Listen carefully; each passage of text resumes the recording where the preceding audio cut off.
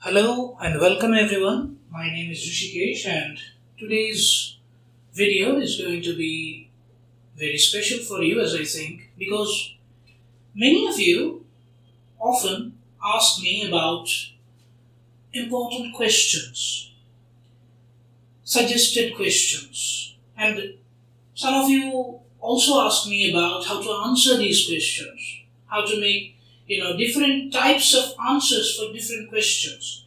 So, as you know that I am mostly acquainted with the previous year's questions of Calcutta University, West Bengal State University, but not all of the universities and their question papers, their syllabi are, very much known to me. So, when you ask, being students of different years and from different universities, when you ask to me about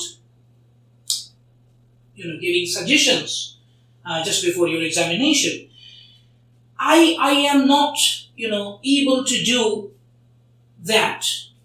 But I thought that since I was a student once and I knew how to handle these situations, how to make a pattern out of these questions and question types and everything. So I thought that maybe I can share with you the pattern that I always had. As a student, I worked on it and I'm going to discuss about it today with you. So today's video is going to be for everyone who is a student of literature, honors course especially, and in today's video, we are going to discuss about all the types of questions that we face as students of literature in various stages of our career. Okay, all types of questions, and I will guide you how to make patterns, and if you cover all these types, you can answer any question that may come in your exams. Also, I will give you tips about how to choose suggestive questions that you ask all the time. The questions that are, there is a chance that those questions may come in my exam or in this exam. That kind of suggestions can be calculated if you know these patterns. So you can do it by yourself. Now, let us move on with the actual topic. First of all, I want you to write some things down that I am going to say. You need a copy to watch this video and remember what I am saying. Number one, the basics. The basics, I mean, whenever you are reading a text, you should be careful about the basics. Like, sometimes I look at a copy of my student and I see that the title is misspelled. The title of a text is misspelled. Or the name of the author is mistaken or misspelled. Such mistakes are not very much enjoyed by an examiner. You have to remember that because he is not getting the basic information that you need to know while writing an answer. That this is the text, this person is the author, and this kind of text this is. I mean, it is a play, it is a poem, it is a novel, it is a short story, it is an essay, this kind of thing. Sometimes students write in their answers, they are writing about a play and they are continually mentioning it as a novel. That is a very not acceptable, not so much acceptable a mistake. That annoys an examiner that you are making a silly mistake so many times. You should not do that. So, whenever you are going to read a text, first make sure that you look at the title and the author carefully. Then that you know and you remember that this is a play or a poem or a whatever the form is, So the form is important, and then after the form, if most of you will say that I know this is a poem. I don't mistake like that. Yes, that is very basic thing. We don't do mistakes in that. But after that, we have to know what kind of poem it is. Is it a lyric poem? Is it a sonnet? Is it an epic? Is it a dramatic monologue? So there are so many types. Even inside that broad literary form, like poetry has many types, many kinds of poetry are there, many kinds of novels are there, a gothic novel, a Bildungsroman. There are so many, kinds of novels out there. So I have to know about the literary type or genre that the text belongs to. That this is a gothic novel. This is a stream of consciousness novel. That kind of thing should be known. Whenever we go to read a text, these things should be known, and also it should be known that when and where it was first published. Why does it matter? Because if it was published just around or after 1789 in England, in Europe, then this particular text should have an impact of the French Revolution that was going on at that time. So the history and the text, most of the times they relate. The impact of the history, the literary background, the social background, these things, they impact on the text most of the times. Not all the times, but most of the times. You may say that, yes, in case of Jane Austen's novel, Pride and Prejudice, we didn't get anything about the French Revolution. It was very close to that time. Yet we didn't get anything about the revolution, about the wars that were going on, about Napoleon, nothing. So how did history impact on that particular novel? It did not. Those political events did not impact on that particular novel, and it is also something to be noticed while writing an answer, that Jane Austen's novel is secluded from the political and historical background that was there at that time. Okay, so we have to keep in mind the basics, the name of the author, the title of the text without any spelling mistakes. What kind of text is this? A poem or a play or a novel or a short story or an essay, whatever. Is there any particular genre that we should know about, the definition and everything? Some novels are just novels, some short stories are just short stories, but there are also, certain types, certain genres that we need to know some characteristics of those genres, and that is also to be known while reading a text. And then the time when it was published and where it was written. Because a text, if it is American, if it is English, British, if it is African, the context differs according to the time and place, and we have to know that. Now, these are the basics. Whenever we are going to read a text, these are the basic things that we need to know before we jump into the text. Now, I have read the text or I am reading the text with the mentality that I have to appear in an examination, and for that I need to keep in mind some question types that I need to prepare so that I can do well in my exam. If you are thinking about that, then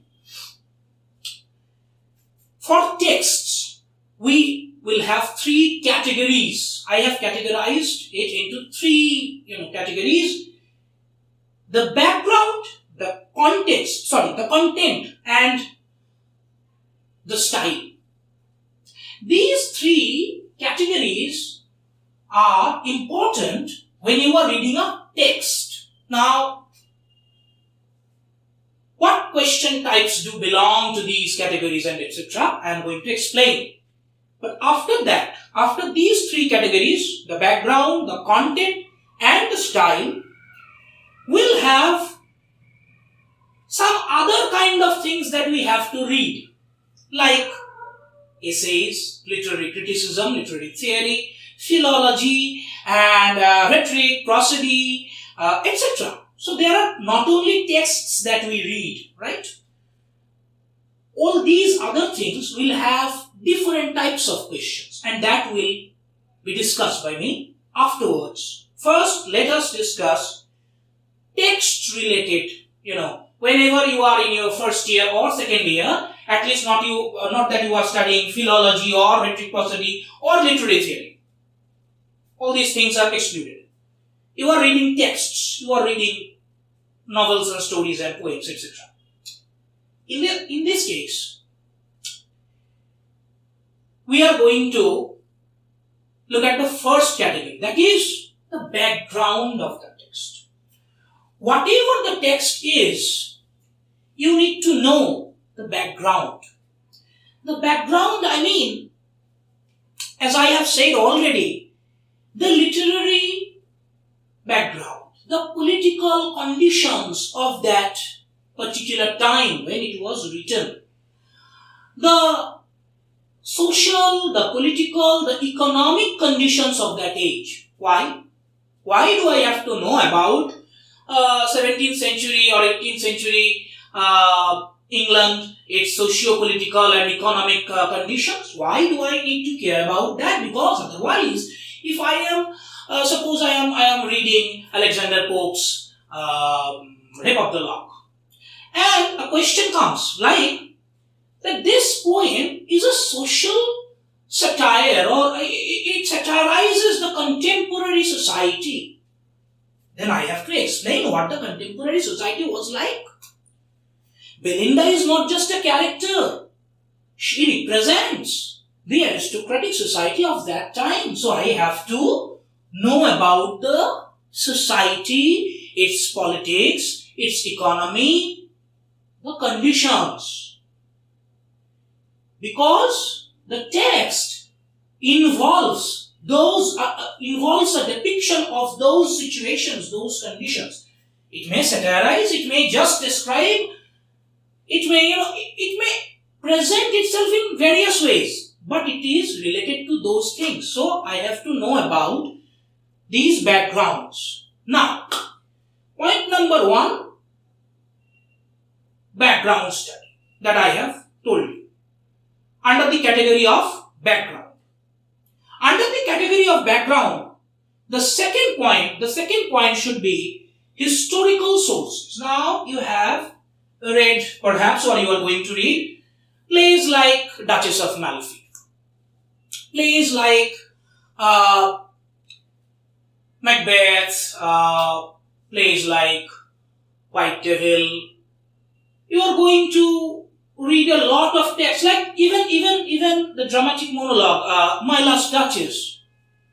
Now, all these texts, while reading all these texts, you already may know or you will know that these texts were inspired by real historical facts. Like, not all of these things, all of these texts follow the historical facts. Like, when we read My Last Duchess, we do not write a lot about Alfonso II or his wife Lucretia. But the fact is that Robert Browning was inspired by that historical event.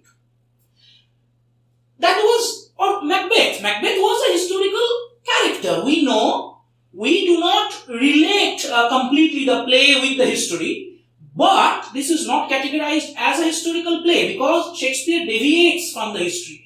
But Macbeth, the name Macbeth and the character Macbeth was in history. Now, these are some kinds of texts that were inspired by some events of history, but deviates from that altogether. We just know the names, we just know the years, like the years of Macbeth, original Macbeth, historical Macbeth, like the wife's name of Alfonso II. We know these information, but when we are writing about those, texts, we don't always need to answer about the historical sources. Not much. A little. But there are some texts, like the Duchess of Malfi, or the White Devil. Such texts are completely based, almost, it deviates, but mostly based on history, historical facts. So, in such cases, it is very common that some question comes like, write about the historical sources and how Webster deviates from those sources in his play Duchess of Malfi. So I have to know not only about the character of Victoria in the White Devil, I have to also know about the actual Victoria Coramboni, the historical figure. So, while I am reading the Duchess of Malfi or the White Devil, I have to know about the historical sources, the historical facts, on which the author develops his plot, his writing.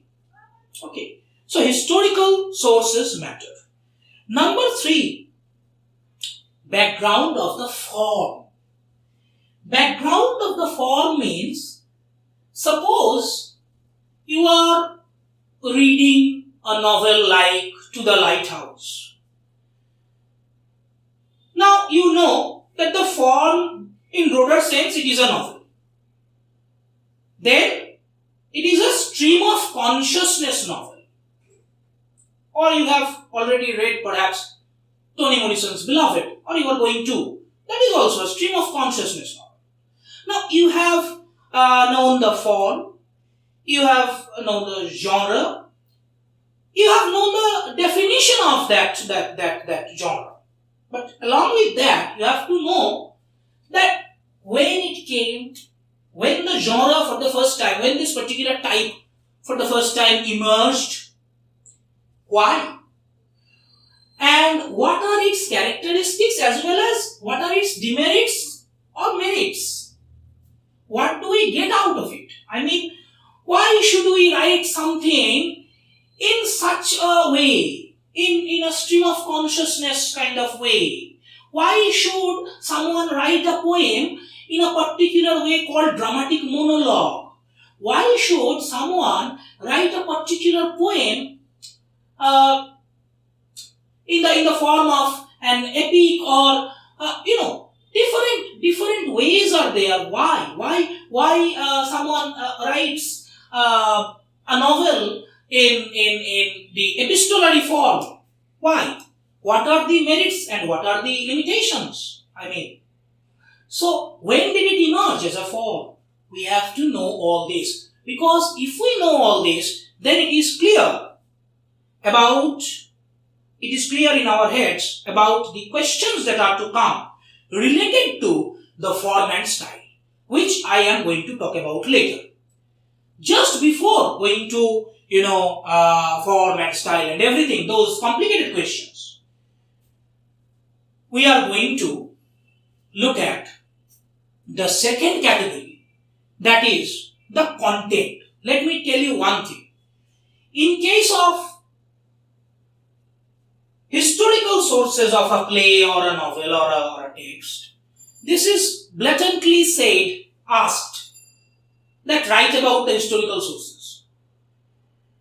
In case of some texts like Gulliver's Travels or Rape of the Lock, etc., It is asked that this particular text presents the contemporary society in a specific way. Elaborate.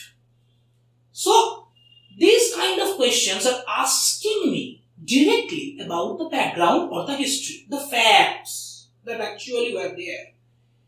But not all the questions ask you boldly about these things. But background is always important.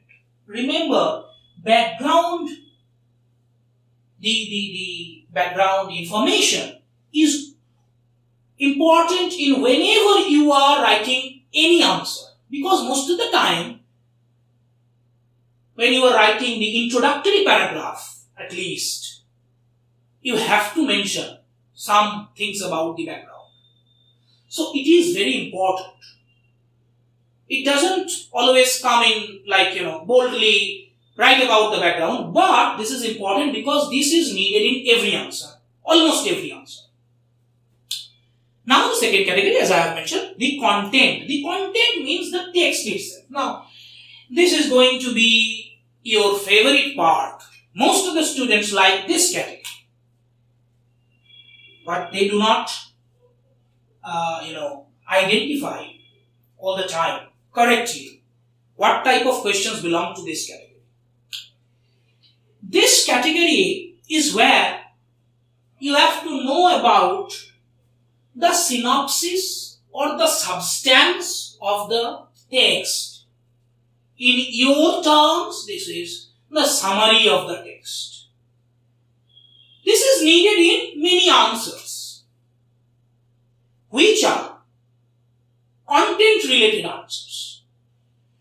Other types of questions which belong to the other categories do not require the substance or summary. Students make mistakes, but they do not require substance or summaries, they require something else. But content-related questions, sometimes, they require substance or summaries. So, you have to know about that. Nobody will ask you that write a summary of this text. But you know very well that you need to know about the substance of a text. Because it is needed in a bunch of questions. Second thing, after knowing the summary or substance of a text, you need to focus on the central idea or ideas of a text. Like, what is this text trying to teach me? What is this text trying to show me?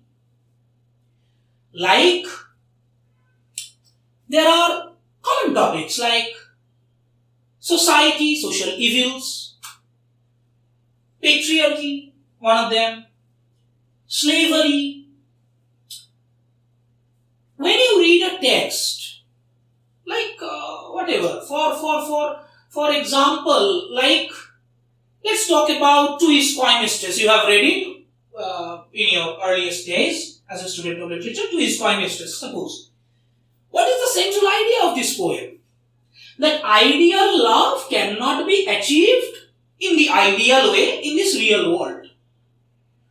In this real world, we need to think about a practical kind of approach. Because time and space are limited in this world. We cannot expect something to be ideal and we cannot follow an ideal path if the world, if our lives are not ideal. It is real. It has its limitations. And for that, we need to have a practical approach. That is a central idea. So, you know the statements made by the poet. You summarize it, that is the substance of the poem, and from that substance, you pick different central ideas that is being taught or that is being conveyed by the poet for us to learn. The central ideas are important because questions directly come about central ideas. This novel is about this. Elaborate. Like, Charles Dickens's novels show us the bad education system, whatever. My language is not very much sophisticated here now, but the education system, the follies of the education system, child labor, law, crime, these kind of terms come in the questions. And what does it expect from you? From you, it expects that you know the story, you analyze that story, and from that analysis, you explain how the author has shown you this particular social evil and what has been its impact on you or in that world. I mean, Charles Dickens's novels were, they impacted a lot in England. Because of his writing, there were many social reforms. They started to think about, child labor, about education system. They started to think about those things after Charles Dickens showed in his novels about those social evils. So, that is the impact of those, novels. You have to know about the central ideas and you have to explain all these things with the example of the text. That in that text, this central idea is being shown in this particular way. Done. Third thing that you need to notice about the content related questions, that is characters. Now, in case of poems, we generally don't have characters because most of the poems are lyric poems. But in case of like dramatic monologue, the character of the Duke in My Last Duchess, or the character of Lizzie and Laura in The Goblin Market, or character of Satan in Milton's Paradise Lost, etc. So, characters they can happen even in poetry and in other texts all the time. So, we have to know about the characters. Most of the time, it is true that the major characters have greater importance. If you have to write a broad question, chances are that you won't be asked about minor characters. But, there is a but. If there is a play, like a comedy of manners perhaps, like Way of the World, or like The Pot of Gold, The Pot of Gold. There are minor characters, like in The Pot of Gold there are three servants, like one slave, Strobilus, and Staphyla. 3 servants. Now, they are minor characters. Suppose you don't read them, you don't think about them. But minor characters are not going to come in my exams. And the question comes, write about stock characters. His use of, the author's use of stock characters. You have to write about what is stock character, the definition of stock character, and clever servant is a stock character. Then there are 3 servants. You have to write about them, as well as about Megadorus, Euclio, everyone. The question can also come like the role of the servants in the play. So the 3 servants are combined into one question. In case of The Way of the World, Congrave's portrayal of female characters, so many female characters, including foible, mincing, etc. They are really minor characters, but they are female characters. So you cannot just, avoid them. Now, from that, list of characters that you have to know, after that, you have to focus on the significance of the title. That is the fourth type of question in this particular category. Significance of the title. Significance of the title means the title is somewhat related, most of the time, it is directly related to the central idea, at least one of the central idea of the text. Now there are exceptions, like David Copperfield, it's a name. It has no meaning, right? Gulliver's Travels. It shows us that as if it is a novel about adventure and travels, but this is not true. Underneath that adventure, there is satire and everything, Jonathan Swift's cynicism, his pessimistic view of this world, etc. But in the appearance, it seems Gulliver's Travels, a simple title. But not all the titles are like that. Most of the titles are, if not named like that, Gulliver's Travels or David Copperfield, it's always like Pride and Prejudice. That is the central idea of the novel. What is pride? What is prejudice? How these two very sophisticated people are suffering from these two characteristic follies. Done. So, when you are reading a text, look at the title and determine, does this signify something?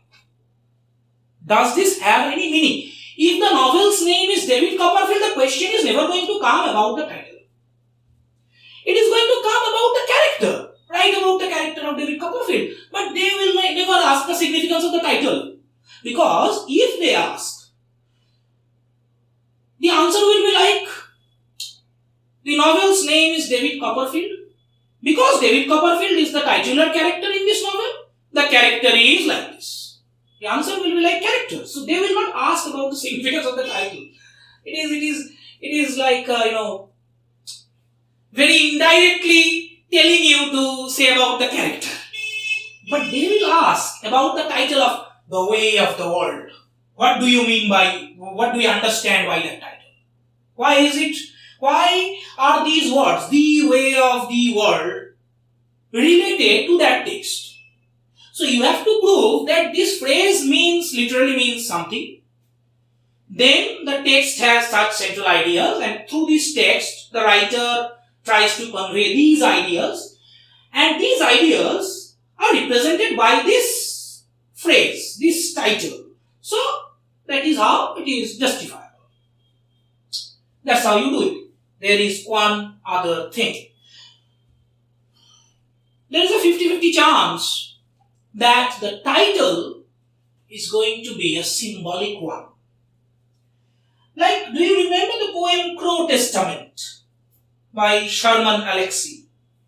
Crow Testament. Throughout the poem there was Crow did this, Crow did that, Crow felt that. And the title was Crow Testament. Crow and testament, both the words are used symbolically. It had some deeper meaning. So, in that case, we have to also know what symbolism is and how to answer that kind of questions, which I will come just after this. One point left, that is RTC, reference to the context. This is another type of question that is content related.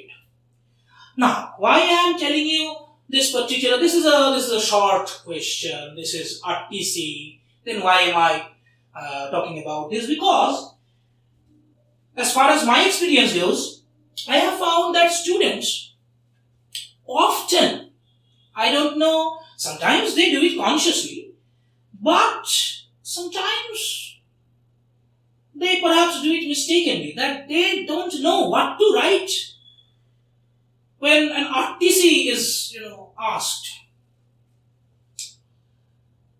You have to locate that statement, that quotation,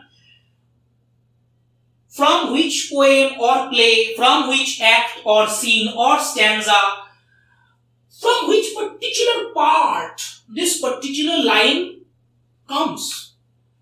First you have to do that. That is your duty to locate. There is a mark given for that, and if you cannot locate, a chunk of marks is lost. So first you have to locate that this particular line belongs to that text, that particular area. Sometimes you are not given a particular area in a text, like Milton's Paradise Lost Book 1. It's a long 798 lines. How can you locate? Yes, you have to. You have to say that this line is taken from John Milton's Paradise Lost Book 1, Satan's third speech. You have to say that. You have to name it, name the part. Even if it is not marked in the text, you have to name, like Satan's third speech, Satan's fifth speech. Not all the texts have, marked scene 1, scene 2, stanza 1, stanza 2. Not all the texts have that kind of numbering and marks. But you have to name it in your way and you have to tell precisely from where the quote comes. Number 1, that is locate. Then annotate. Then, reference, you have mentioned the reference. Now tell the context. That means, explain why this line was there. Somebody said something to someone. Why did he say so? In what context? What does this particular line mean? And if this particular line has any special qualities like symbols, metaphors, particular rhythm, rhyme, something charming that attracts. Is there any literary qualities in this particular case that you have to mention? Clear? So, in case of RTC, first you locate, then you explain the line, who said, why, when, where, in what context. Just very briefly mention that, in what context the line emerged, then explain the line itself. Do not write a summary of the poem. The answer can be crossed if you do that. You are asked, I had some students who, a few years ago, who did not have any intention to remember any scene of Macbeth. And whether I give the line fair is foul and foul is fair, or tomorrow, tomorrow and tomorrow, it didn't matter to them that this one comes from Act 1, Scene 1 and this one comes from Act 5. No, the answer is same. The whole story of Macbeth in one page. That is not what you should do in case of RTC. RTC tests you that whether you have read the text properly and understood it line by line. That's why it is reference to the context so that you can point it out that this line belongs to some particular place and what is the meaning and significance of this line only. That is the job of RTC. With this, we conclude the second category, content-related questions. Content-related questions meant all such questions in which you can write, what in your terms, the story. In case of content-related questions, you can write the storyline about the characters and everything. The story is, what most of the students intend to write. This is the easy part. This is the easiest kind of category here. The next category is a tough one. It is the style-related questions, question types. The third category. The style-related question types means in such questions, you are going to be asked about the techniques, language, symbolism, and all the narrative diction, narrative style, whatever, point of view, all these things that is employed by the author. Why was it employed? How was it employed? And how did it impact? What is its significance? Now, if you are asked about evaluate Virginia Woolf's To the Lighthouse as a stream of consciousness novel, or evaluate the same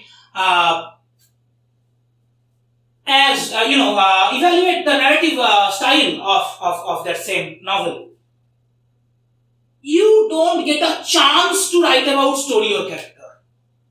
Most of the students, sometimes they do these mistakes. That if I know the summary of a story, then I am passed. No dear, that's no rule. When you are asked about the writing style, you have to answer about the techniques employed by the author. This is a very technical category. The first type of question that belongs to this category is plot construction, which is very much close to the content and summary kind of thing, but not the exact same thing. Because in case of summary, you remember what happened, then what happened, and then what happened. In case of plot construction, you have to remember the order in which it is presented and how the particular order matters. In case of summary, you remember Macbeth killed Duncan, then killed Banquo, then killed Macduff, then he was himself killed. End of play. In case of plot construction, you have to mention why does Shakespeare bring Porter's scene just after the murder of Duncan? What is its significance? What does it do in the structure of the play? The play is like a pendulum. And writing about plot construction is not appreciating the pendulum after it is completed. It's like knowing how it is constructed, how step after step, how it is constructed, how a text is constructed. That is the answer of plot construction. In case of summary, To the Lighthouse, yes, they were sitting and they were discussing about going to the lighthouse in the first part, and in the third part, at the end of the novel, they went to the lighthouse. Done. But when you are asked about plot construction, this is not like that. This is about the novelist's construction of all these happenings. How she, manages to say something before something else. The construction of the summary of Beloved can be like, they were slaves. Then, after a lot of turmoil, now they are free. Now they are hunted. After a lot of, ups and downs, they are free from being hunted. Right?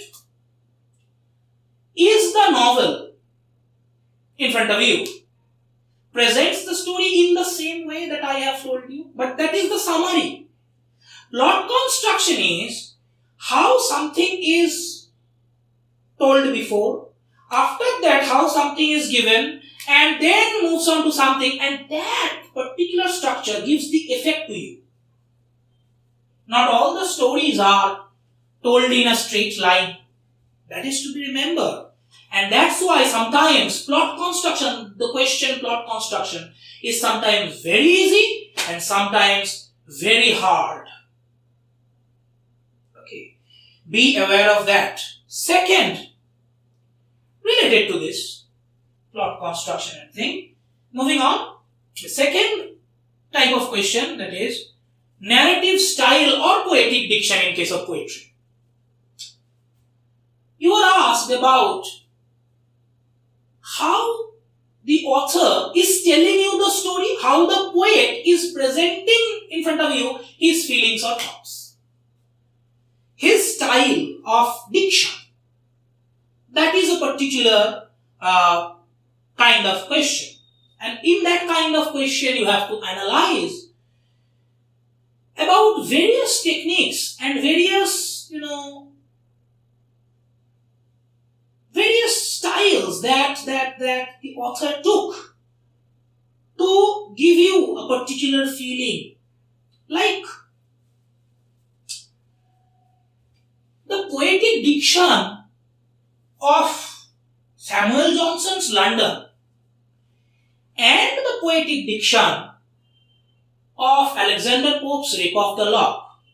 Both were written, very closely. The time span between the two texts are not very much.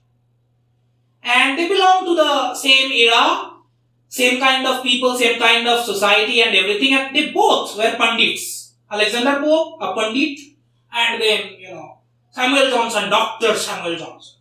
Bombastic language. Now, if you read those two texts, you can find that Pope is satirizing the society. Johnson is also satirizing the society. The same society, the same era, everything. But both of them have different styles with which they speak or convey their thoughts. Pope is rhythmic, joyful to read. It's so funny to read. So much enjoyable. And Johnson is quite the opposite, with due respect. Bombastic. It's like a blitzkrieg, if I may say so. Blitzkrieg of language. So, you can feel that. And literally, that is the poetic diction. Different poets, different kind of style of writing. Different narrative, different story, different narrative style. So, we have to analyze that. What kind of style this is? How the poet or the author writes. Okay. Now, after that, the third one is the art of characterization.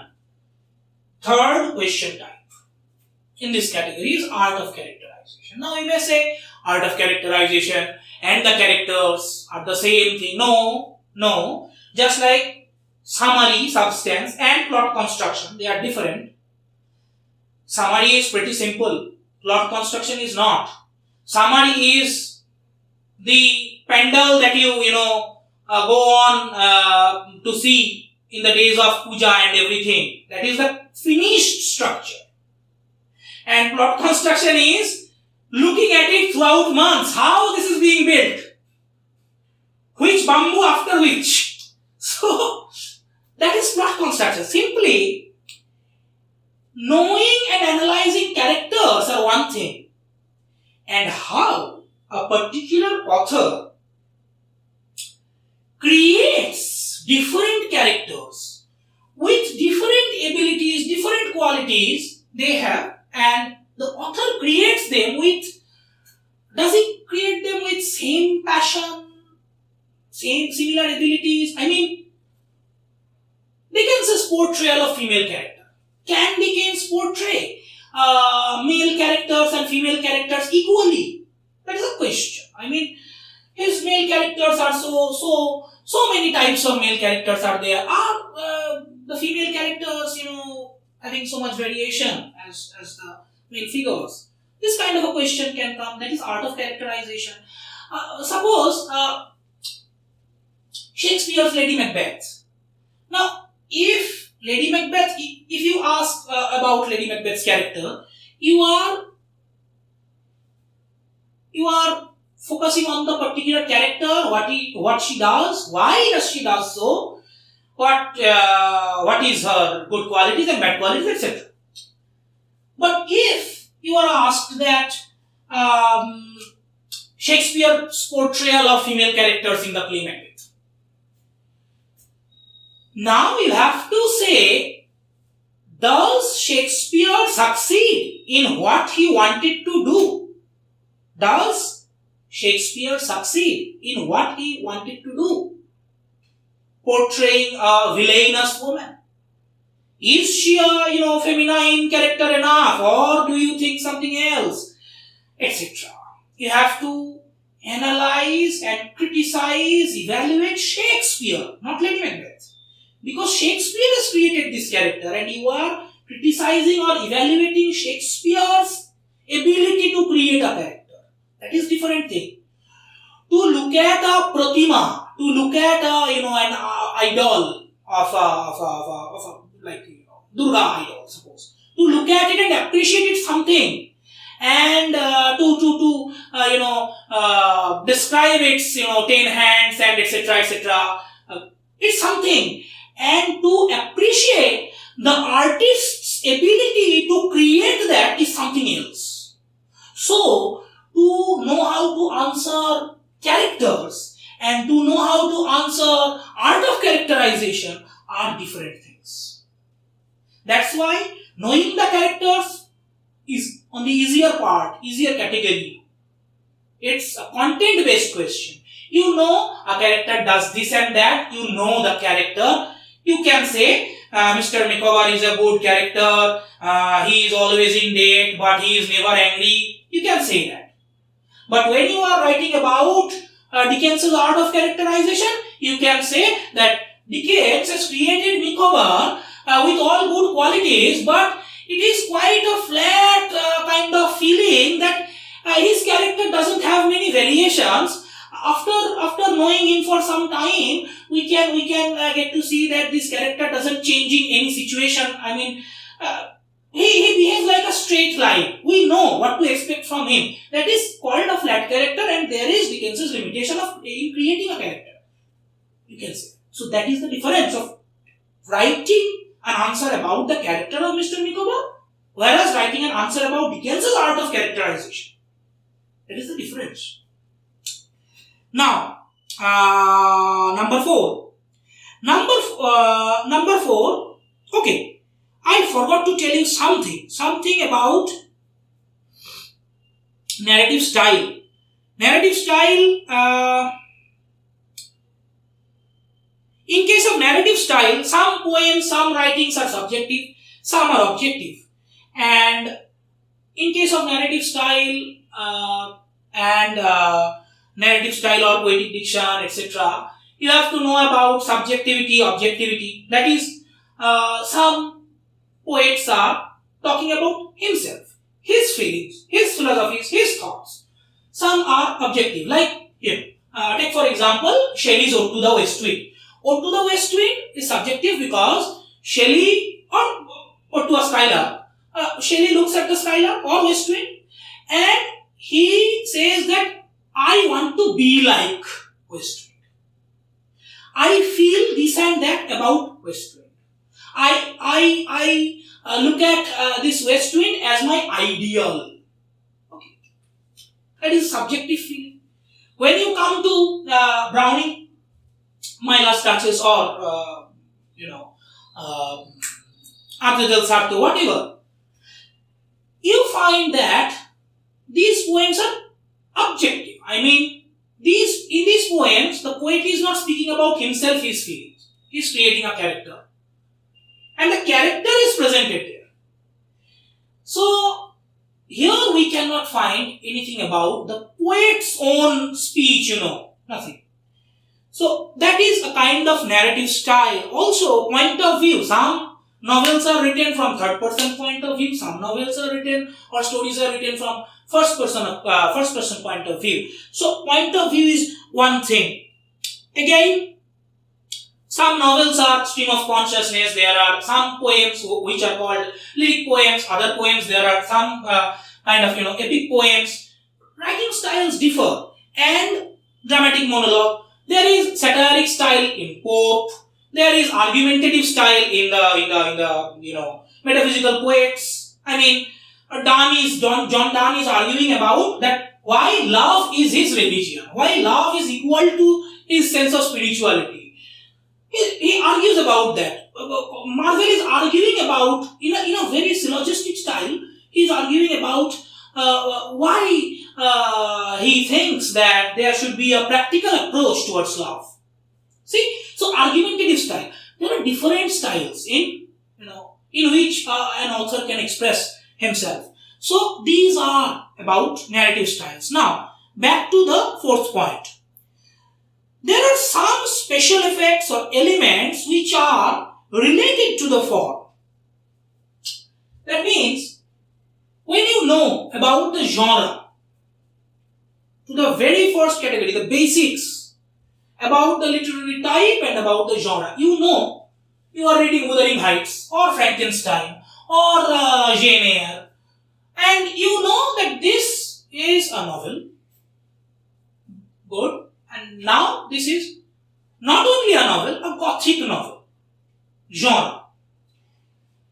After knowing that genre, you have to go to M.H. Abrams or J.A. Carden. Those two books are the best. And to know about what is a Gothic novel. The characteristics of a Gothic novel, you can get it from there. And then you will get that there are certain elements used in a Gothic novel. Right?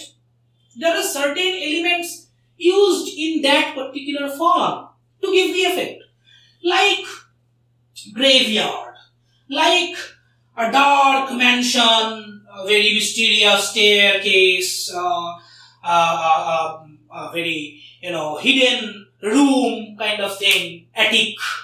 So these effects, these elements are there to give the effect of a Gothic novel, intended effect of a Gothic novel. So these are the elements. Now, such elements are used in a particular text. That's why we call it Gothic novel.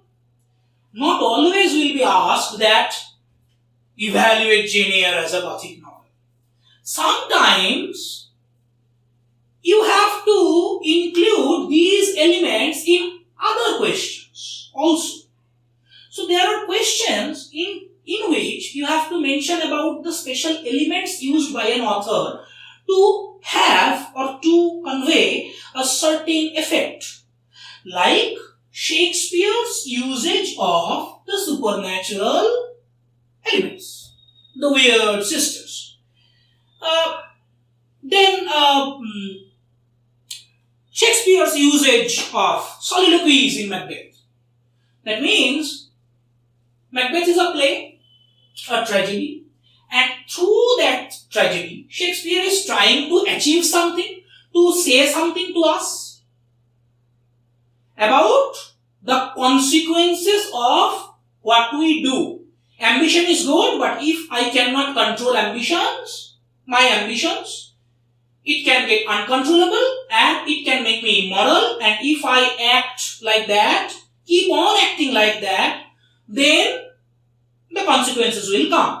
Fine, that is the play. That is what he is trying to say. Just one aspect. I am not talking, Macbeth is, it's a great text. So many things are there to talk about. When I teach, I take like 1 month almost to teach Macbeth. So, anyway, Macbeth is about that. But there is a special technique, the soliloquies. There are so many soliloquies in Macbeth, and they are used by Shakespeare. There must be a reason. Why? To show Macbeth's dilemma, to show that Macbeth is thinking about, should I murder, should I commit a murder, or should I not? Should I be moral, or should I go forward? The soliloquy of Lady Macbeth is saying that, is conveying to us that Lady Macbeth, although she appears in front of Macbeth like a masculine character, like a powerhouse, who gives courage to Macbeth, when she is alone, she is thinking about, oh supernatural spirits, you come here and make disappear my womanly qualities. Why? Why does she say so? That means she has womanly qualities underneath. And she is suppressing that quality to appear more courageous, manly, what we call manly, in front of Macbeth, so that Macbeth fears her and gets inspired by her, that if she can be so courageous, I am a man, I cannot go backwards. That kind of feeling. So, if the soliloquy weren't there,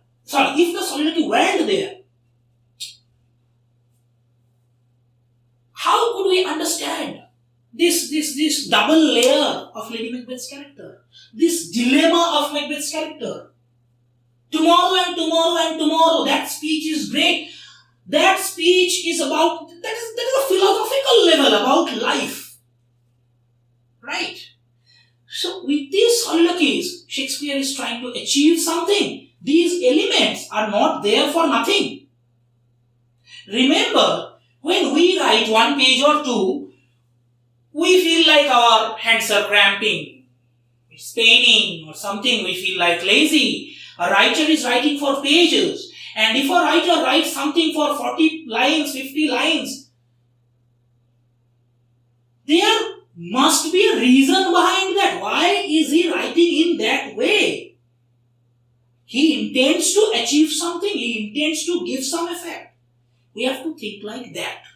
Then we can find that these lines are very important, and these particular techniques are not just arbitrarily put together. They are put together in a very thoughtful way.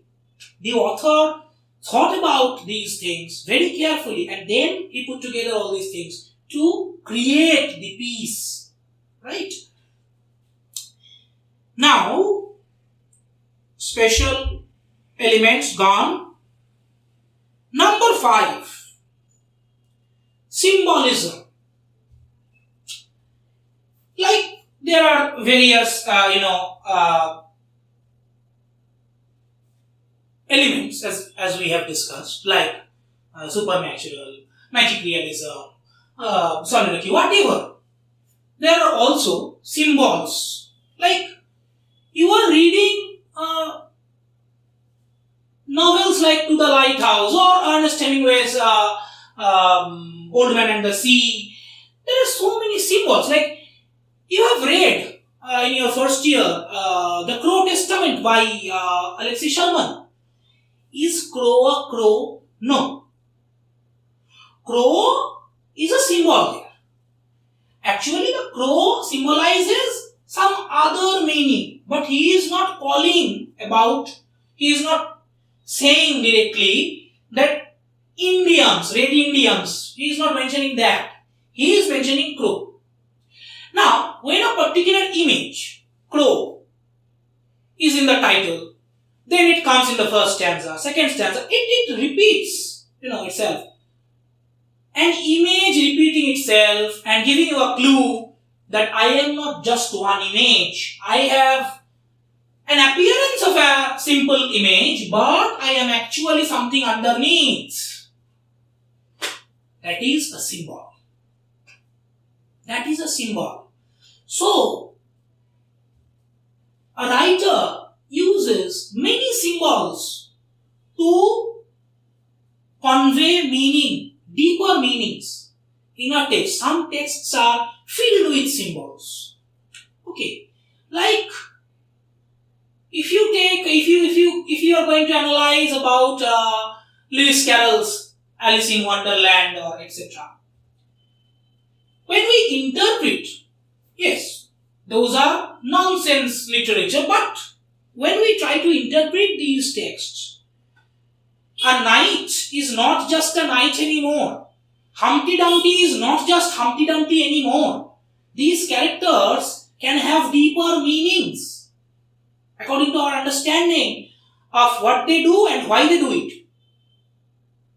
They are representing something else. They are not just representing a deer or an egg or just a particular queen on a chessboard. No, they have other meanings. That is symbol, and symbolism is used throughout texts to show you something in a very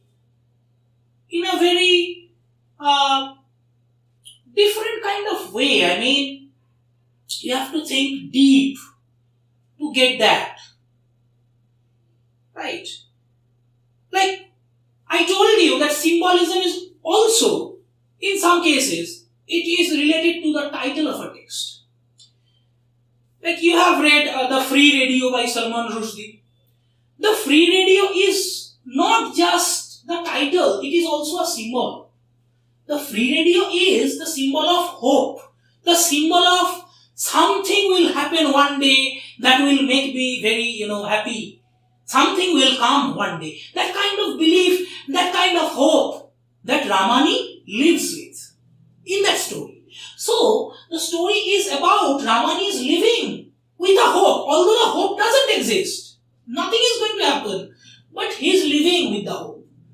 the free radio is not just about a radio.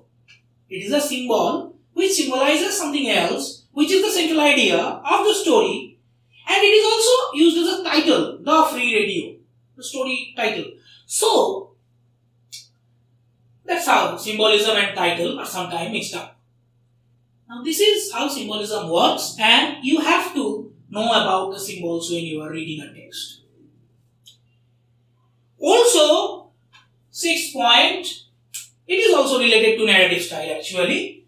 The usage of language. The usage of language. That means, sometimes you are asked, like you are reading Charles Lamb's Dream Children, Superannuated Man, or perhaps you are reading Samuel Johnson's London, perhaps you are reading, different texts, especially essays, short stories. Oh, of course, yes, also plays like Way of the World. You are asked that, tell me about the language used by the author, like Congreve, in his play, Way of the World. You have to show the qualities of the language, the particular language that he uses in his text. Like, in case of Way of the World, this is witty, number one, and this has particularly very, in a very sophisticated way, it just shows the lechery of those, characters, how flawed they are, and etc. The language is very witty. In case of Samuel Johnson, the language is pretty bombastic, highly Latinized. In case of Charles Lamb, the sentences are so long, but the words are easy, but the sentences are so long. In case of, so writers differ and their usage of language also differs. In case of, suppose there is a great example.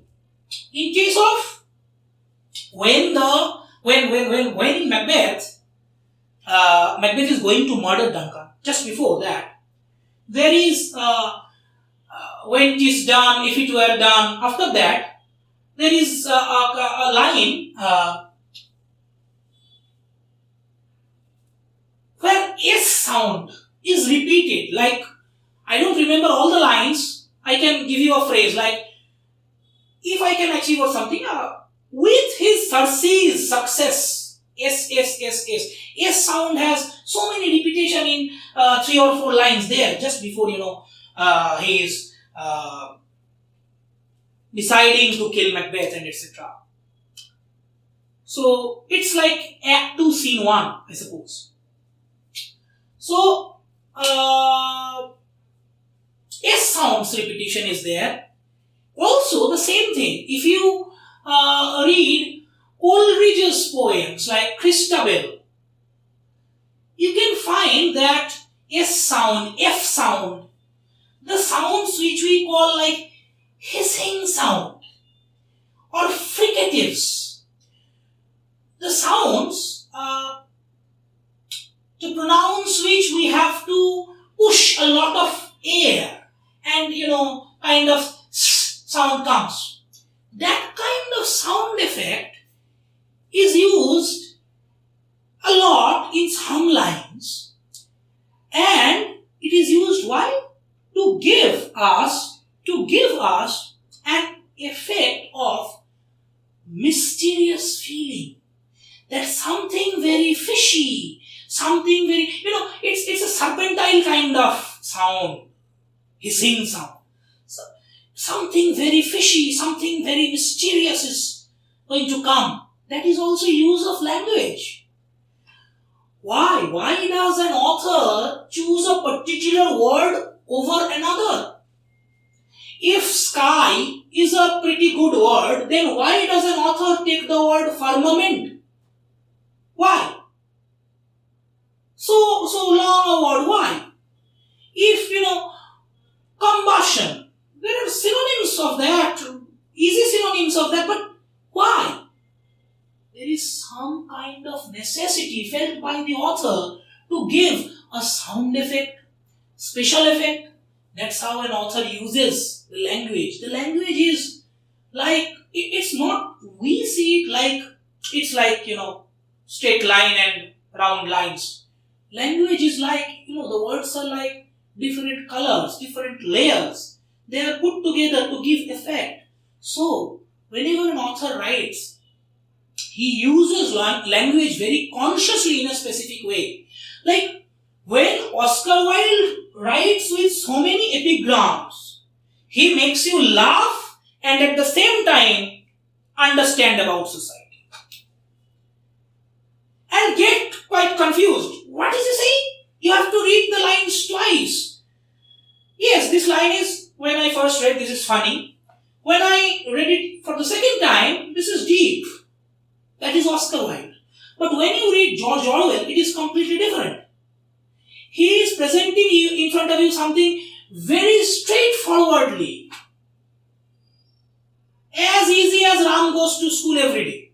That kind of easy, straightforward portrayal. That is a different style. In case of Samuel Johnson, it is important for him to show that I know Latin. In case of, there is the word assassination. In Shakespeare uses that word in Macbeth. He doesn't just use murder. Murder is used, the word murder is used many times, but assassination. In fact, the word was perhaps coined by Shakespeare, if I am not wrong. Perhaps it was coined by Shakespeare, and if not coined, it was a pretty unused word at that time which Shakespeare used, with that particular meaning. That murder, assassination. Why? Just to S sound effect, just to give the S sound effect. That is use of language. So whenever we are reading something, we should look at the language and we should see how a particular writer is using the language in a particular way to give some particular effect. Like Charles Lamb, in case of Charles Lamb, you have that common question.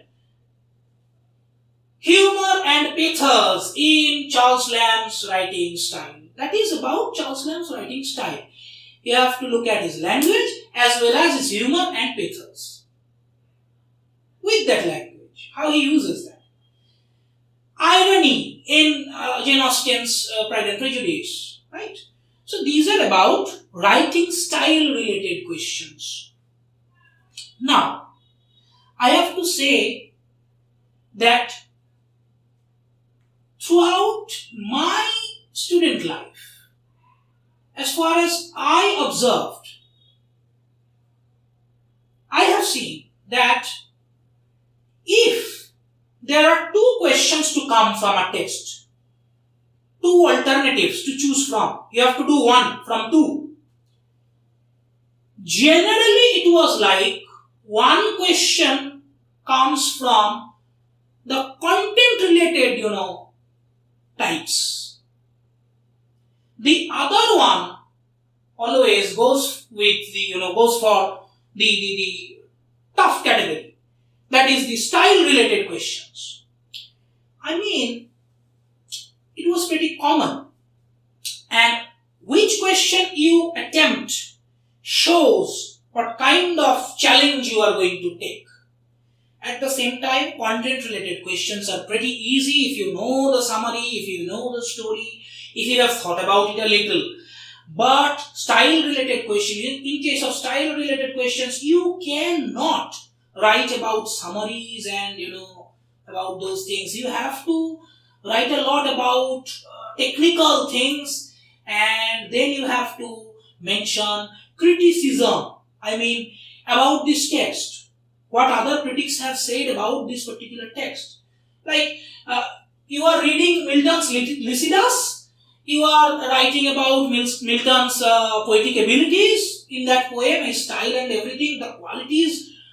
And after that, you have to mention like Samuel Johnson criticized this particular poem because he said, he showed the cause that if someone is so perfect with an elegy, then he is not enough, sorrowful, enough sad.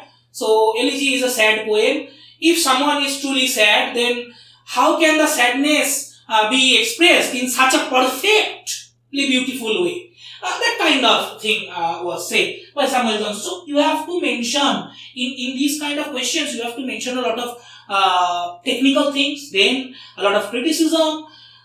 These are in-depth questions. Okay.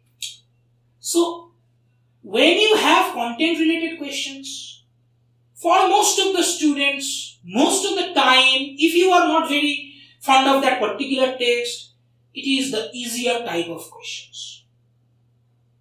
On the other hand, if you just attempt style-related questions and if you are not writing a summary, first of all, the examiner likes you because you took a challenge. And then if you do well, you get very good marks.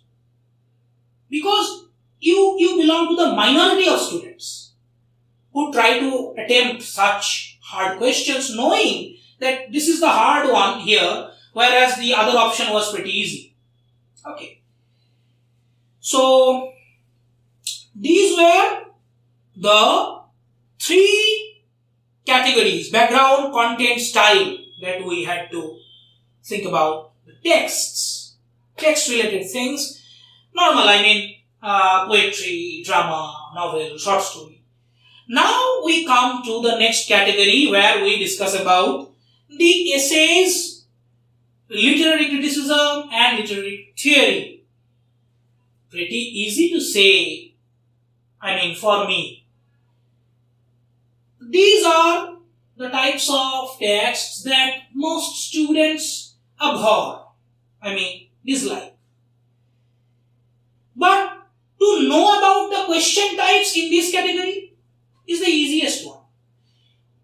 All these types of texts have some ideas. Sometimes they mention those ideas with some specific terms, and after that they explain the ideas with examples and arguments. Perhaps you are reading Biographia Literaria. Then you read the idea of Coleridge's imagination, I capital, always. Coleridge's imagination, I capital. Okay. So, Blake's innocence, I capital. When you capitalize in this way, actually you mean that this word is not conveying the same meaning now as it is written in a dictionary. This word conveys some other meaning given by a particular person who theorizes something and uses this word to denote some other meaning. Like Coleridge's imagination is a different kind of imagination altogether from our concept of imagination. That's why capital I. Now, so you have to know the idea. What is imagination according to Coleridge? That is the idea. In some cases, as I have told you, that there are some specific terms used. Like you are reading about structuralism and there is the Lang and Parole. By Saussure, the signifier, signified. Now, you may have to explain that what is signifier, what is signified, what is Lang, what is Parole. You have to explain that. So, you have to mention the term, you have to explain. So, what you are doing basically in these kind of cases is that what idea is there given by the author, particular terms, if any, given by the author, and how he argues for it or against it and with what examples. Right. You are reading T.S. Eliot's Tradition and Individual Talent. What does he mean by tradition? You have to explain that. What does he mean by individual talent? You have to explain that. Then you have to explain why does he say whatever he says. And examples, arguments, done. All the questions, in whatever way they come, they are limited to this sphere. Without this, nothing is in this category. Okay. Next. Moving on to the next category of philology. a bloody category it is. Anyway, in this category, you have to know about the characteristics of a particular language, in this case English, at a given time. Like, how was the English language? What were its characteristics in the Anglo-Norman period, I mean the Middle English period? It was highly influenced by French. In what way? Then you have to give a lot of examples. French words, influences. So, a language's characteristics that makes it distinguishable from other languages, and the influences that came on or impacted on that particular language, the examples of that. Now, in case of our normal syllabus of philology, I can give you one simple tips that if you have any other option than answering French influence, it is better to go for the other option. Because French influence, they are enemies, historical enemies, the English people and the French people. And I don't know, somehow, maybe for that reason, the English language has loaned so many words from French that it is quite uncountable. So, while giving examples, either we cannot complete it or we forget most of those. And it becomes a very long answer in case of French influence. So, if you are going for Greek influence, Scandinavian influence, Latin influence, American influence, native influence, all are okay. French influence, the answer gets quite long, and it most of the time it dissatisfies you as you complete the answer, that there are so many examples I cannot remember at this time, or I can remember but there is no time because I have written so much but yet it is not complete. That kind of feeling may come. Okay. So my suggestion is, if there is an alternative, try to leave the French alone. Rhetoric and prosody. Next category. One suggestion. Practice, practice, practice. There is no other thing that I can tell you. Nobody can tell you. If some people can tell you something, I can also, that is, some kind of ideas, vague ideas I can give you. That when you are practicing prosody, try to focus on British literature only. Try to focus on, beginning from the sonnets, Shakespeare's sonnets, to the Romantic age. Not only the Romantic, you can come up to Tennyson. Tennyson is very, musical, rhythmic in his writings. So, you can come up to that point too. Prosody exercises come from these poets. And if in your university, suppose you have to have, practice prosody in third year, then the chances are that you will be given texts, at least one of the alternatives, which are known to you, which is known to you. Which was read by you in your second year or first year. Chances are that it can be sonnet, it can be a romantic poem, it can be from Tennyson, it can be like whatever the rhythmic poems that you have read. It will not come from the Indian, American and etc. etc. These papers, not from these papers. Never from these papers. Okay. Now, if you want some tips, these should not be given, but anyway, if you look at the lines and if you are clever enough to see that the rhyme pattern goes like ABBA, BBA, CD, CD, that's the sonnet, and sonnets are written in iambic pentameter. If you can see that there is a couplet and heroic couplet, it goes on, couplet, couplet, couplet.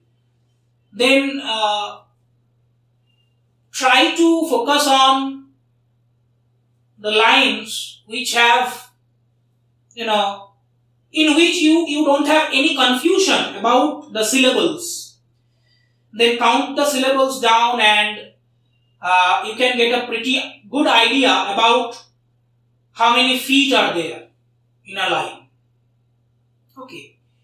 Because most of the times the lines you are given will have iambs or trochees. Most of the time. That means they will have two syllables predominantly in each of the feet.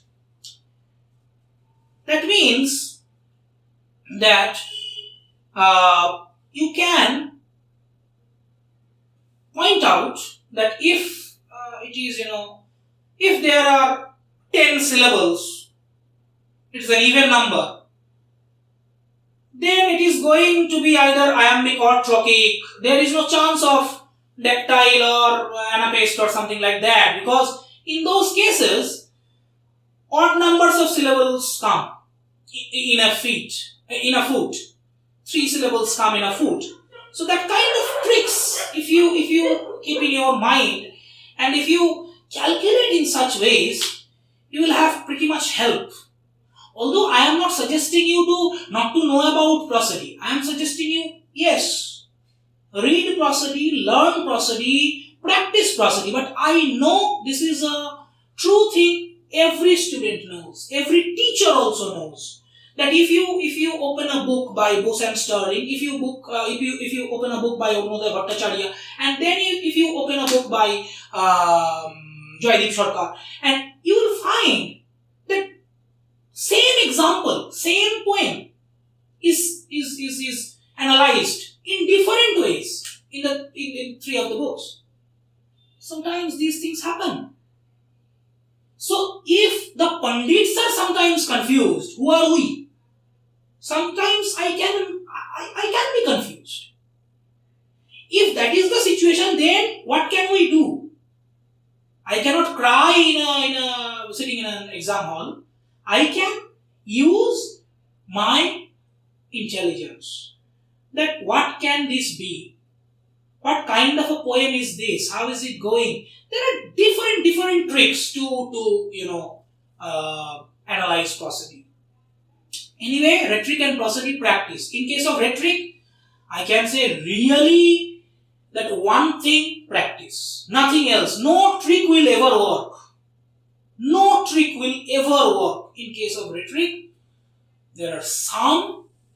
In case of onomatopoeia, alliteration, but not. There are more than 40 figures of speeches available in a book, and most of them confuse people if they don't practice much. So practice. And now the last thing, and this is going to be very crucial. You may ask that, sir, you have told us everything, but you mentioned all the types of questions, but you missed one. You did not mention the critical appreciation, which is the most common kind of thing that we read or practice, or in case of some universities, which is the most common kind of question that comes in case of poems. Critical appreciation, critical evaluation of a text. Critically evaluate Jane Austen's Pride and Prejudice as a novel of that particular age. Critically evaluate Way of the World as a restoration comedy. Critically evaluate Ode to the West Wind as a romantic poem. That kind of question is the commonest one. Then why did I say anything about that type? Because that is what I was saving for this moment. Listen carefully that when you write summaries in this kind of question, critical appreciation, you are doing wrong. You are making a great mistake. Critical appreciation is a mixture of all the things that I have said.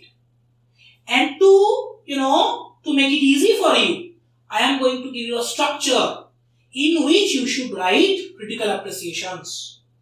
If you are going to read a text, first you have studied the background, then you are going to read the text and, keeping in mind all these types of questions that may come.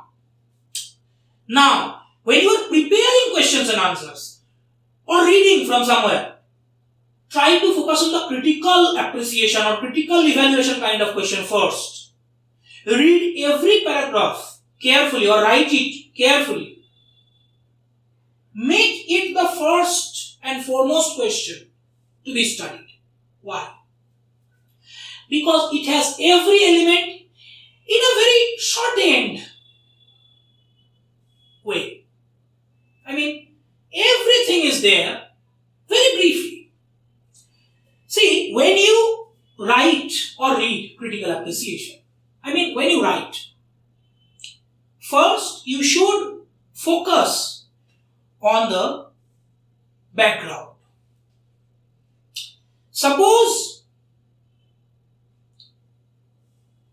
you are writing about Alexander Pope's Rape of the Lock.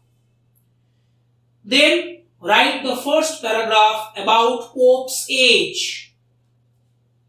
How was it? How was the society? Suppose you are writing about Dickens. How was the society, the Victorian industrialism and, child labor, materialism, capitalism's effects, everything. So you have in mind the background. Write it very precisely. Write about it very precisely. Because you are writing a critical appreciation, you have to write everything down. So, write like 5 lines about the Victorian age. I am just, for example, saying 5 lines. You have to, calculate, because different texts have different demands. Some texts are so large that you have to write all the points and squeeze in, all of them together. So you can have 5 lines for each. Suppose, just, simplifying the mathematics. I'm not good at maths. Anyway, or some texts are so, it's a short story. I have to write about, all these points, but the answer should be like 4 pages long or 5 pages long. Then, then you have to, make it bigger for every paragraph. The points, because the number of points are so few. That duty is yours. You can calculate this. You have to write this many papers, then you divide. How many lines or how lengthy can a paragraph be in that answer? The first paragraph should be about background. The second paragraph should be about the genre. Now, when I say that the first paragraph should be about the background is not about only the literary background, no. Also mention about the poet. Start like the Victorian age was like this, in this age, that kind of mentality, that kind of society, that kind of thing was going on. And in that time came Dickens, born this year, died this year, and his novels like this and this influenced people by showing them the real issues, etc. Paragraph ends. Move on. Next paragraph. Suppose you are writing about David Copperfield. It's a Bildungsroman. So, David Copperfield is an autobiographical novel. It is not just a novel, it is also a Bildungsroman. A Bildungsroman is, explain. Then, because it is an autobiographical novel, we get Dickens' life to some extent. And how it becomes a Bildungsroman. Next point, aligned with this particular form thing. Next point comes where you explain the content. The content is related to the form. The form is this, and in that form, the form is like a pot. The content is like what is given in the pot.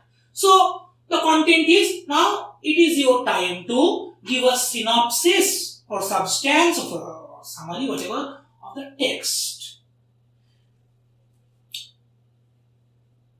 this is the fact thing. I mean, like in my body, there is so much fat. This is the fat in the answer. So you have to regulate it. This is the easiest thing to regulate.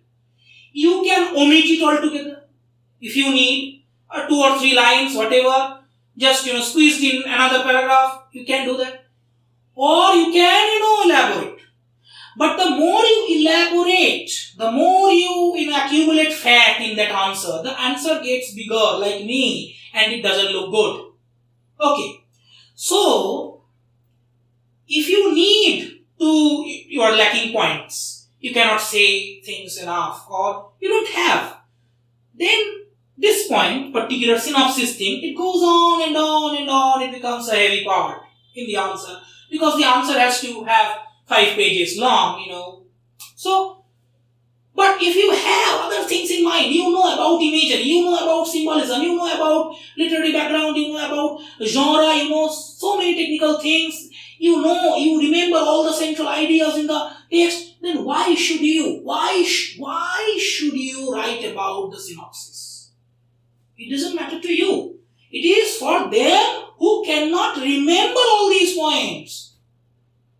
A teacher, when he looks at a copy, he sees that, yes, he summarizes, done, average student. That kind of mentality comes. But when you are so sound in your technical, in explaining the technical things and in explaining the qualities of the text instead of the text as a summary, then you are doing good.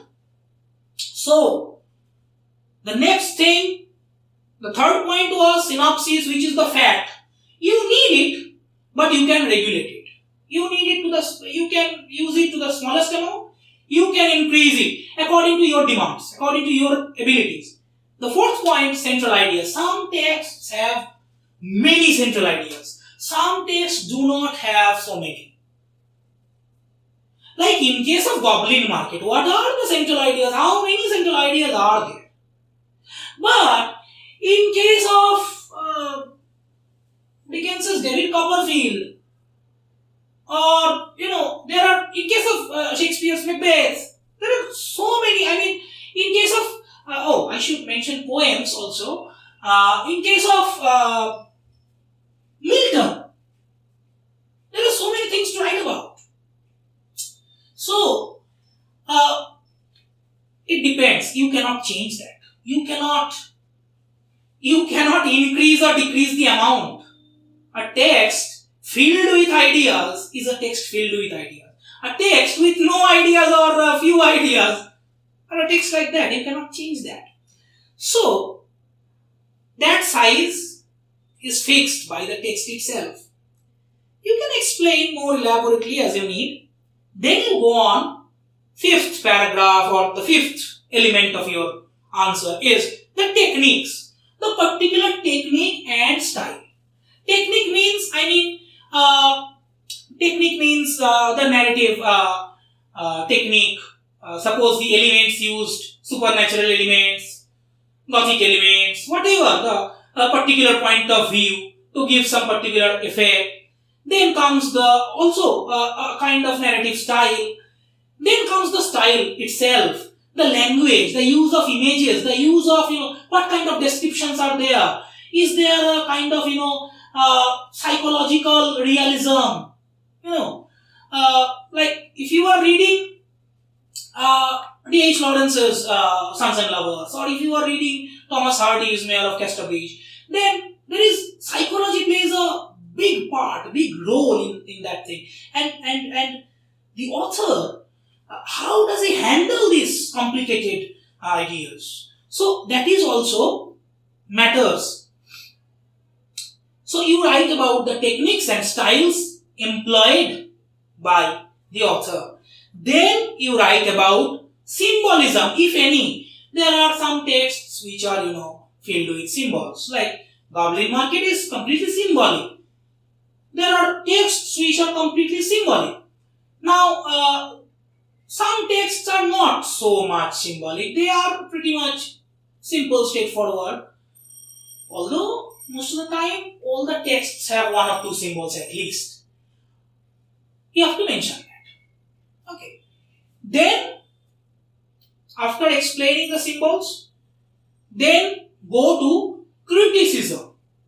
Sorry. After explaining the symbols,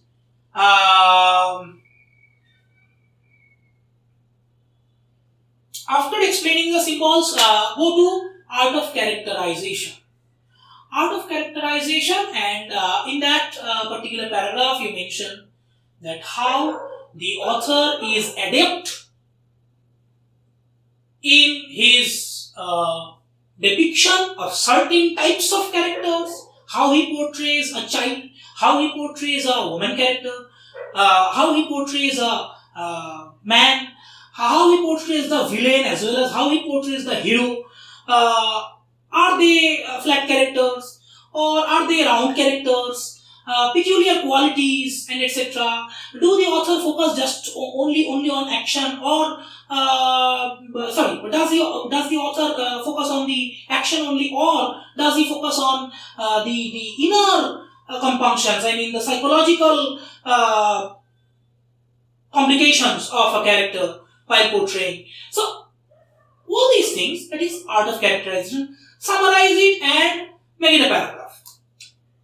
Next, move on to symbolism was done, characterization was done. Now move on to the last point, criticism. And criticism, if you can, I will not say that this is mandatory, as I as a student or as a teacher do not believe that it is our duty to memorize quotations and throw up. I don't believe in that. Because that doesn't make any man educated. That does make a man machine. That proves that a man has memory. That doesn't mean that he understands those words.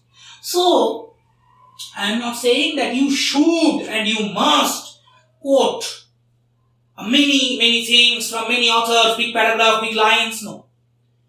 I am just saying 2 small quotations, if you can. If you cannot, there is another way. If you can, 2 small quotations, just memorize it about this text. Like,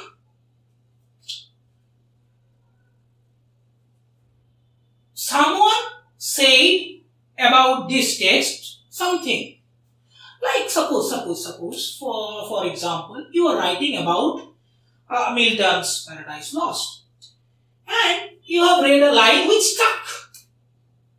Okay, that's why you remember that William Blake had said that Milton is on the devil's side without knowing it. You remember that for some reason. Then in the criticism, in the last paragraph, you are just mentioning that there are various opinions about Milton's portrayal of Satan, among which you just quote one. Enough. If you cannot memorize, do not panic. Do not panic. You are not a machine, and memorizing does not prove anything.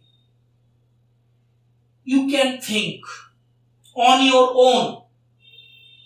You can make your own lines if you are good at writing. You just look at a thing, a text, from different perspectives. Milton's Satan is good from this angle. Milton's Satan is flawed from that angle. Milton's Satan is like that from another angle. You think about that whenever you read a text.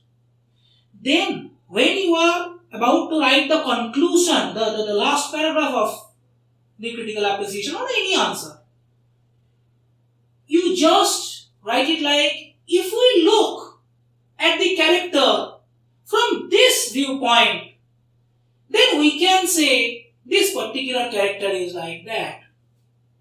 But if we also look this character from another viewpoint, like suppose, for example,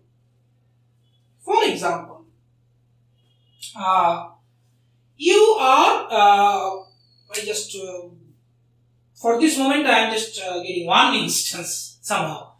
Brain is not working perhaps properly. Anyway, Thersites, you have read about Thersites in Iliad, book 2. So, Thersites, what Thersites says, and Odysseus, disagrees with that and scolds him, etc. Thersites said that, why should we die for the king? It is the king's personal issue that Menelaus' wife Helen was taken by Trojan prince Paris. So it is their personal vendetta. One's wife taken by another. They can decide it among themselves. Why are we, common soldiers, common men, common farmers in our country, why are we here fighting for so many years and dying in the process? Why?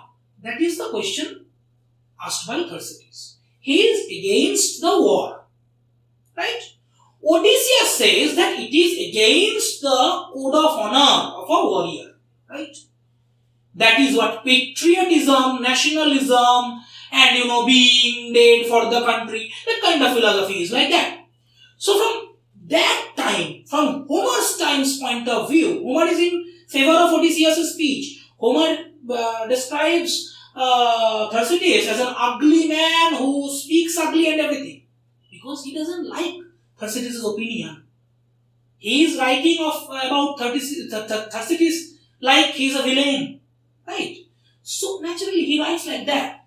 But if we are writing, then I should get my own perspectives correct. That if I look from Homer's point of view, from those days' point of view, then Thersites is anti-national. Okay. He is against the war. He is thinking he is selfish. He is thinking of saving his own life instead of going fighting for the king and the country. And if we look at it from today's perspective, after world wars have happened, after atomic bombs we have seen, and after war poetry has changed our perceptions about war. War poetry that happened in the First World War, Wilfred Owen and Siegfried Sassoon, etc. These poets wrote about war while being in war, as soldiers. They wrote about war. And that was a different perception of war. The vulgar, violence, and superhuman inhumanities. So, from today's viewpoint, we can say that Thersites is focusing on life instead of sentiments in the name of bravery. So these are two different perspectives. If I write in the conclusion that from one point of view I can see this, from another point of view I can also explain this as something else. And that's how this text becomes very interesting for all of us, because we can interpret it in different ways. In the answer, done. That's how you do critical appreciation. In case of critical appreciation, write about all the things. Little bit of everything. Okay. So, these are the things that I wanted to mention about question types. And now one thing you may ask, and you should, that, sir, you told us to make our own suggestions. How? I have already told you that some universities have a formula that if I have to give two alternatives from one text, one question will be from the tough section, another will be from the easy section. Easy means content related, tough means style related. The background is required. The background portion is required in almost all the answers. In either way. So, Some universities may not follow such a notion. They can provide, I mean, if you are thinking about Calcutta and all these universities, this, top class universities, so they will not intend to give you the easier option. They may not. And in that case, the style related questions are very important for you. Now, if you are you are studying at a particular year, look at the previous question. Just the question that came the year before. Okay. See the pattern. Do they give one easy, one tough kind of question?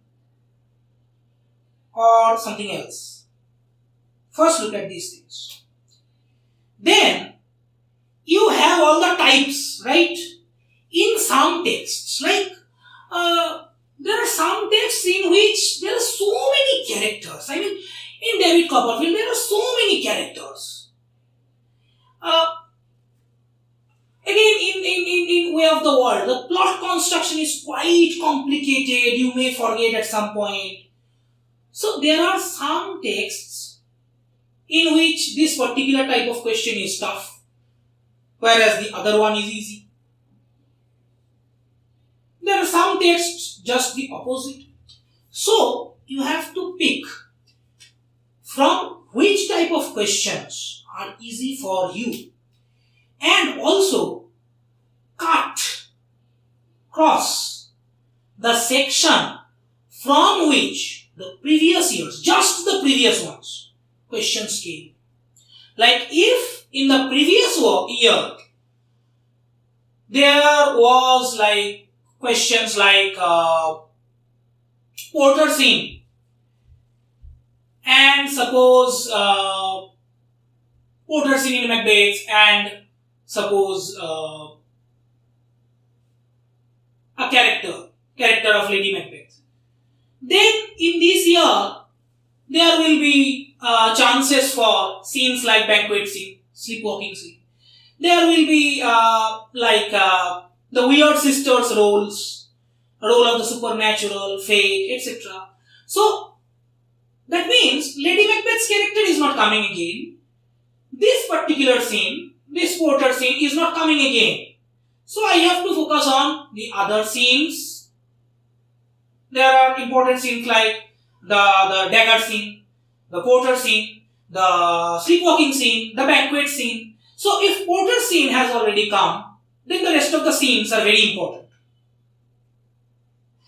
If Lady Macbeth has already come, then the other characters like contrasting Banquo, Macduff on one side and with Macbeth.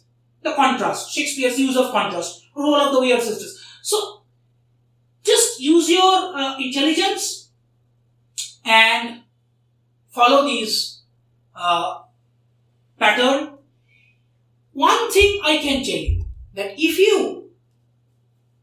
whenever you are going to study a text, if you follow these patterns and all these types of questions are in your head, you are prepared that yes, I remember all these types, you can answer anything, any damn thing. Because all the questions, yes, you may say that, sir, there was a question in which there was a quotation and it was said that justify or substantiate or do you agree, that kind of thing. It is not about the quotation. The quotation is to, confuse you maybe or just frighten you a bit. Just test you. Like, if the quotation is like that one, that's a simple one, that, what was that? Milton is on the devil's side without knowing it. Or suppose Samuel Johnson's quotation that in metaphysical poetry, what happens is that most heterogeneous ideas yoked by violence together. And then it is asked, do you agree? That means what? The first one is asking about Milton's portrayal of Satan. So, Satan is a character. How is he as a character and how Milton portrays him? Milton's abilities, his intentions and his execution of that intention. That is the question. Just it is put in the form of a quotation. Most heterogeneous ideas used by violence together, that means it is asking simply that the metaphysical conceits are very hard to understand. Do you agree? That is the question. That means I have to define metaphysical poetry, and in that the role of metaphysical conceits, then I have to explain what is metaphysical conceit with examples from the particular poem that I have in my syllabus.